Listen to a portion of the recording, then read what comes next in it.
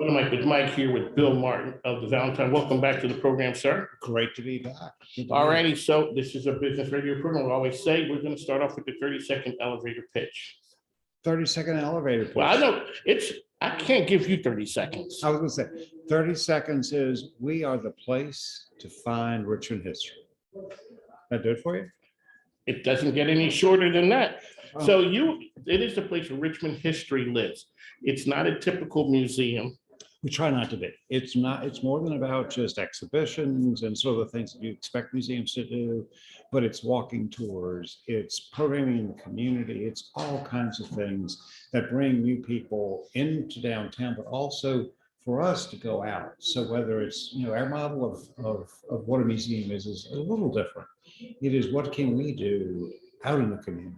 So it's whether it's school programming, that we do in Richmond Public Schools and schools around the region. 50% of the kids that we reach now are kids that we are doing in the classroom because they can't get buses to come downtown. And so you're taking it to them. I think history needs to happen where it happens and where people live and experience their own history. One of the things, so it's one of Mike Bill Martin is here. He is of the Valentine. When history happens, we live in that moment. But then 40, 50 years later, it becomes history. So right now, you guys had just gotten some of the items from what they would call the uprising last year of the George Floyd, all of that happened. You had gotten some items from there. 2020 was a pivotal year and an important year in terms of Richmond history. And whether it was the protests on Monument Avenue, or COVID. I mean, it was, you could feel the change in the air across the community, but particularly related to Monument Avenue. And so we certainly during the protest did do collecting around the protest, adding objects into our collection related. And certainly we are currently negotiating and working with the Black History Museum as they undertake this significant project of what to do with the statues now that they're dead. So, but now that was 2020, but when we go back in history, how does a curator or a person who's in that role determine what's going to be something that people would like to hear about 50 years from now? You guess. And so one of the things that happens is collections edit themselves over time. And so 50 years from now, the curators will go back in and go, this is exactly the right thing. And maybe we didn't need this. And what the Valentine's doing right now with its entire collection is going back and looking, because we've been around for 125 years. And we made some mistakes in our collection. So give a person an idea of exactly what the Valentine is.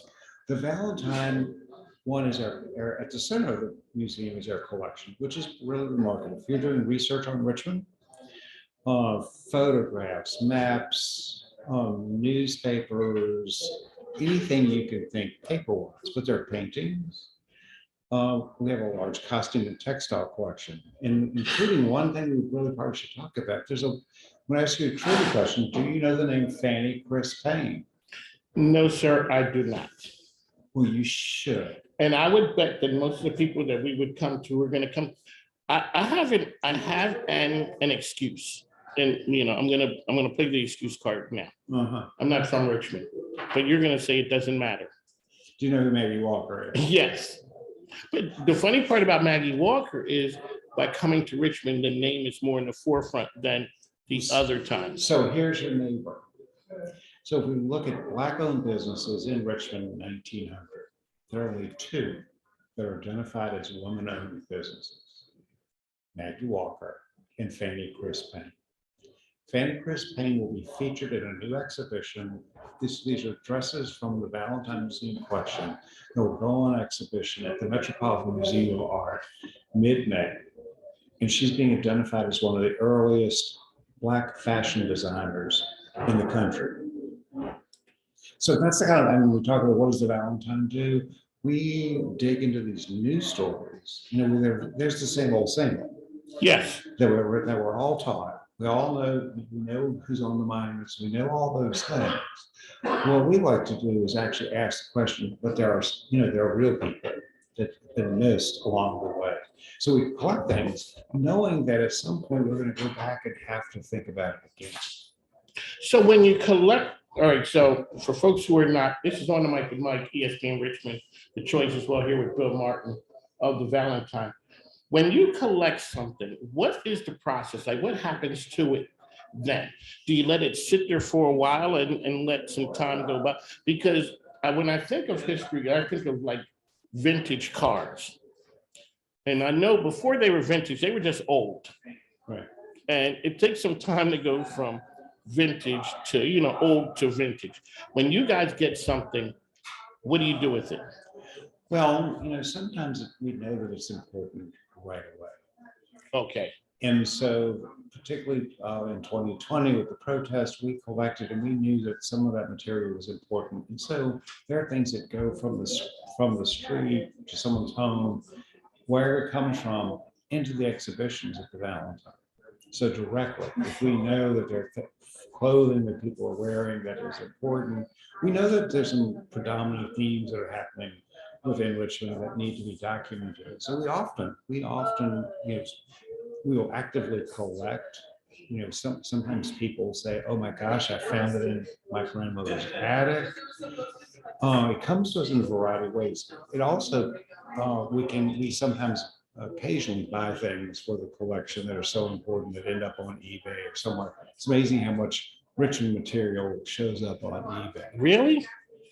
So our curators do actually check, because someone in India might have taken something, they have had something that they took with their family to another country, and they put it on eBay, and we have lots of really interesting surprises all the time. So again, it's sort of, what do we need right now? What do we, it's sort of anticipating needs and understanding that at some point, some of those things may not stand the test of time.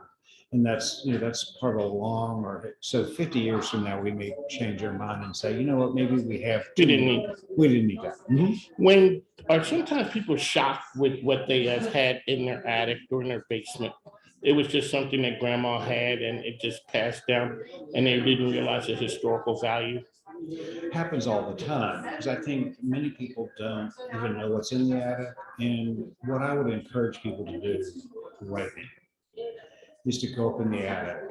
And if you have a parent or a grandparent, and that object is from that grandparent or that parent, you get that story right there. Because the story is what makes it.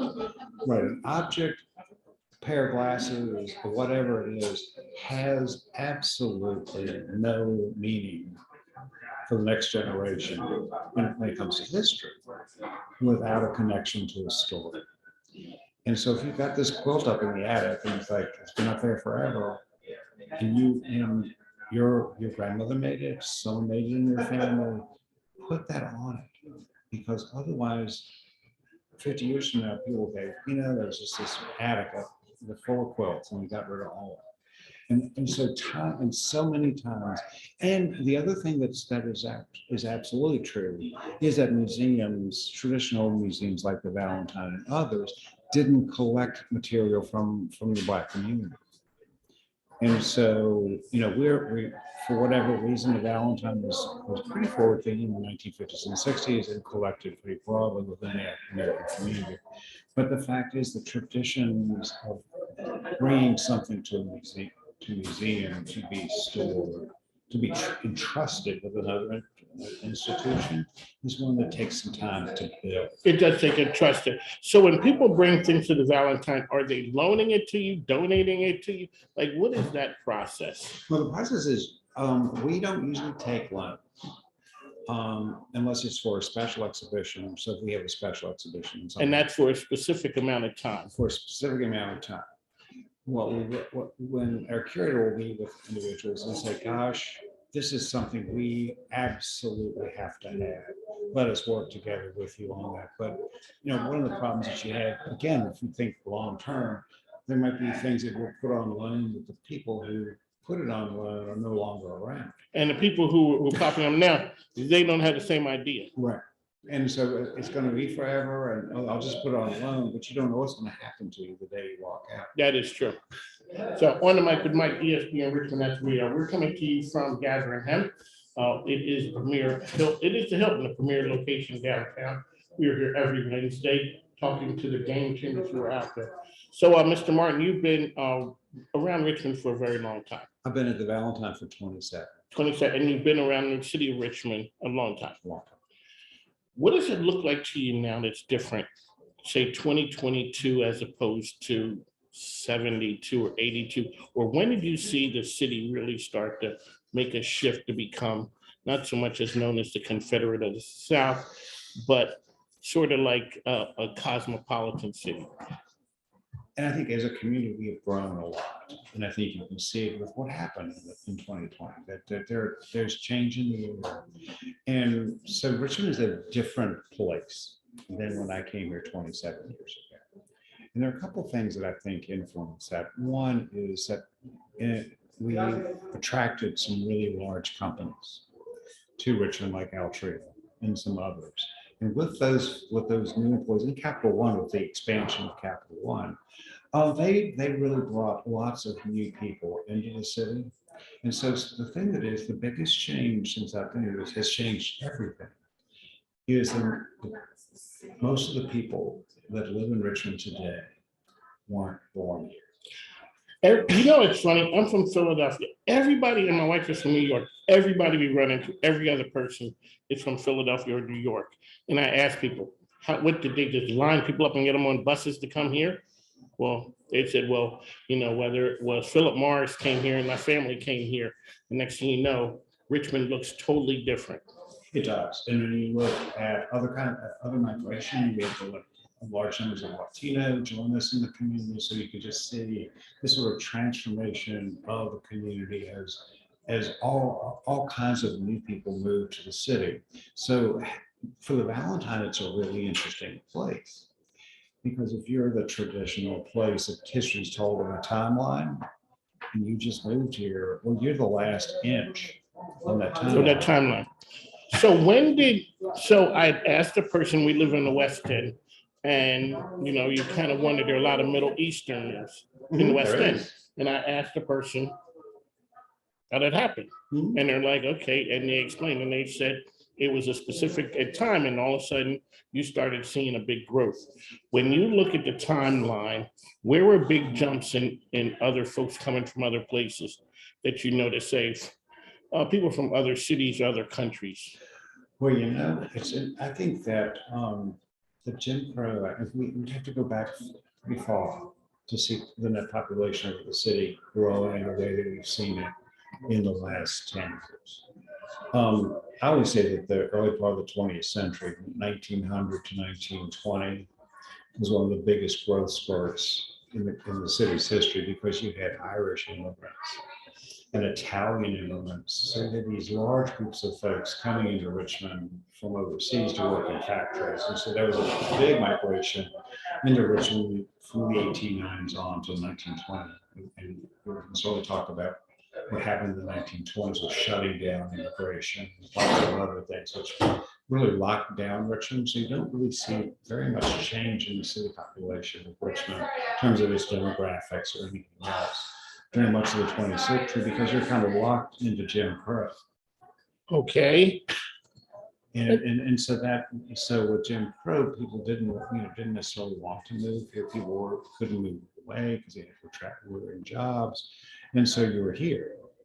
And so I always say that the times when Richmond changes the most, for the good and for the ill, is when you have these large surge in the population. And how we deal with the large surge in population is going to say a lot about who Richmond becomes. Because are we going to embrace this population? Are we going to embrace all these new people? I think we are. I think that's part of the difference. Or are we going to decide enough's enough? There are too many people coming. And I hear from some folks, like, let's roll the sidewalk. It's really nice living here. And, you know, how many more people can we take? You know, and there are problems with growth and traffic and all these things. But the fact is, these are the times when we get the biggest opportunities. There you go. Bill Martin is here with us of the Valentine. So, sir, you is known as the bus tour information guy with some great information about neighborhoods. Run through some of those. Being from Philadelphia, I always say it's a city of neighborhoods. Richmond is a city of Richmond is a little Philadelphia. It is, and I think that most of our cities, if you live these larger cities, have this they're built around neighborhoods, and they, unless you're with an automobile, I think neighborhood cities and places that develop after the automobile really are. You don't have to have neighborhoods. Right, that's true. In Richmond, it all developed around trolleys, where the trolleys could go. And so you find yourself, certainly there's a core of downtown neighborhoods, Navy Hill, Jackson Ward, Carnival, Oregon Hill, Randolph. So there's a core of neighborhoods, Churchill, Bethania, that are the sort of core neighborhoods that exist before the trolleys. And then, as you know, I have this thing about what happens with trolley neighborhoods. And so you have places that didn't exist before trolley, Highland Park or Barton Heights, or if you go out to Windsor Farms and other places where these neighborhoods did not exist before trolley. And so there's this inner ring, and then there's trolleys, and then I guess there's the outer ring, which is Short Pump. I guess the Short Pump seems like the other side of the world when you start looking at what's happening in Richmond. Really? Okay, so you also have an interesting take on cemeteries. Now, there you go. Ladies and gentlemen, we got Bill Martin here. He's going to dive into the cemetery aspect of Richmond. I took the tour, and the tour is interesting. So, because you said we went and you had us look, and you said that's the Jewish cemetery. Mm-hmm. And a lot of times people would even understand or represent that. Just touch on the cemetery action here in the city of Richmond for us. There's not a lot of action in the cemetery. Well, there's not a lot of action in the cemetery now. Because we had that conversation already, that a good day, So there was an action in the cemetery. That's a whole different. But the reality is that just as we had neighborhoods, just as Highland Park and Barton Heights was an Italian neighborhood, and before it became the neighborhoods that they are today, it was Italian. So they were, and just as we live, we also die, because they're neighborhoods of cemeteries.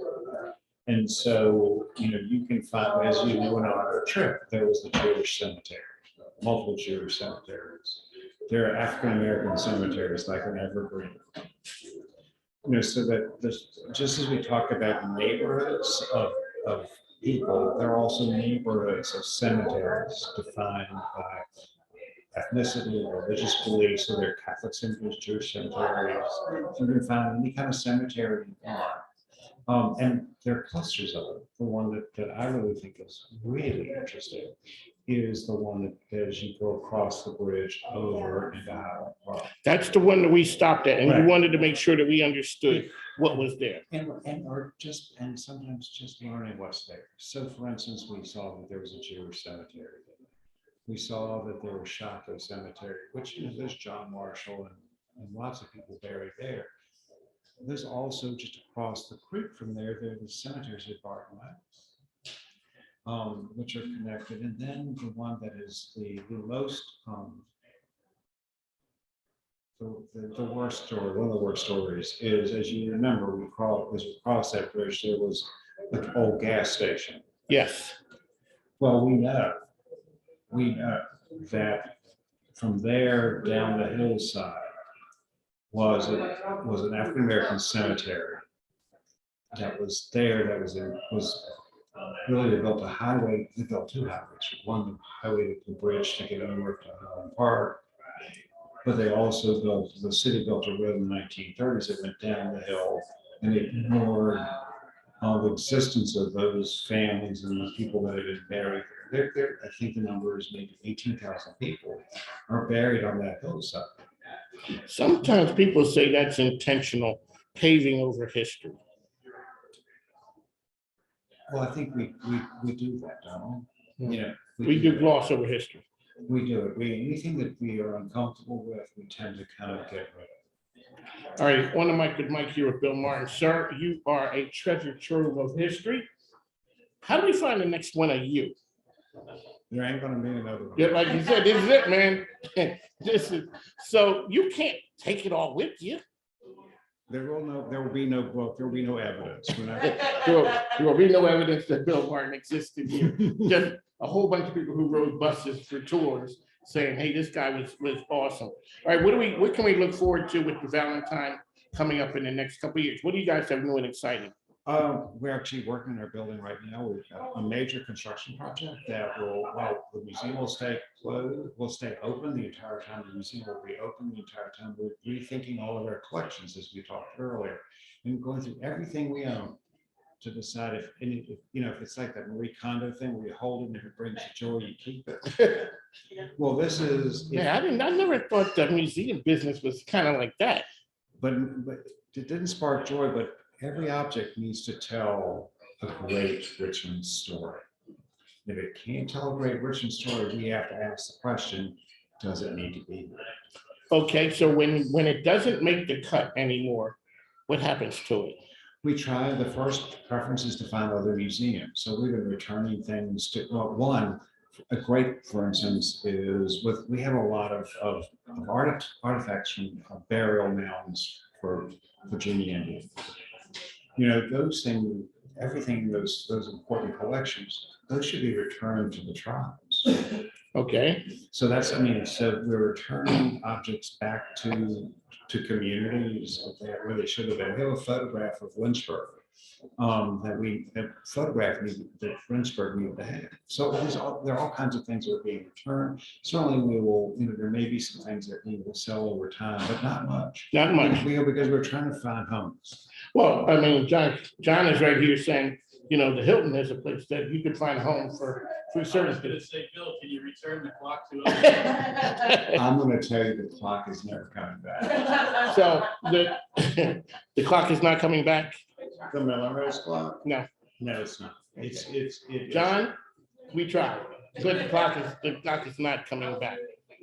He said we tried, we did. So new and exciting things that's happening. You guys are having a capital. Capital campaign, but again, our summer tours have started, so every weekend we are walking somewhere. So you name a neighborhood and you want to take an hour and a half tour, go online. We've got all of our tours listed, all kinds of special programs. And if you just want to get out, you can always come to Ms. B's.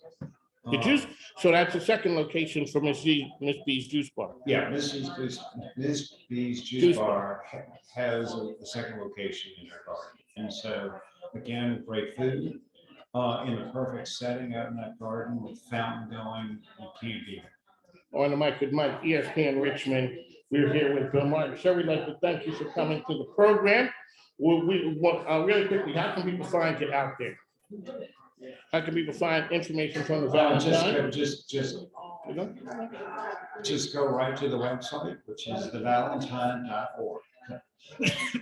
It's thevalentine.org, and that is where you find Bill Martin of the Valentine. So we'd like to thank you for coming to the Oh my program. gosh, it's great to be here. As I said, we have moved up. We are at the Hilton now. I'd like to thank you for showing us love when we were down at WNPW down in Chester. Well, we're just glad you're downtown where we all need to be. Let me ask you a question now that we're talking about downtown. The Valentine is really associated with the city of Richmond, but you guys are more than just the city. You guys are. Yes, our collecting area is the entire central Richmond region. So we provide history programming really across the state, but certainly we know where our home is. And our home is in the city, and we serve the entire region. There you go, Bill Martin. We'd like to thank you for coming on. One of Mike with Mike, we're the best because we get the best. I'd like to thank you for coming back on. It's a pleasure talking to you. I'm taking our show over to the Valentine. We're going to broadcast from there. I need some help with culture, and I think you're rather dapper, sir. Well, I tried to put on the tie. I'm going to be the last person in Richmond, Virginia that wears a tie. My mother would be so proud of you. It's that Lutheran education that she paid for, that right now she's wondering what happened. I tried to be better until I went to a sports station, then I turned into the gym teacher. Mhm. There you go, one of my elected, thank you. We'll be back in just a moment. Thanks now, sir. Appreciate it. Thank you. Steph,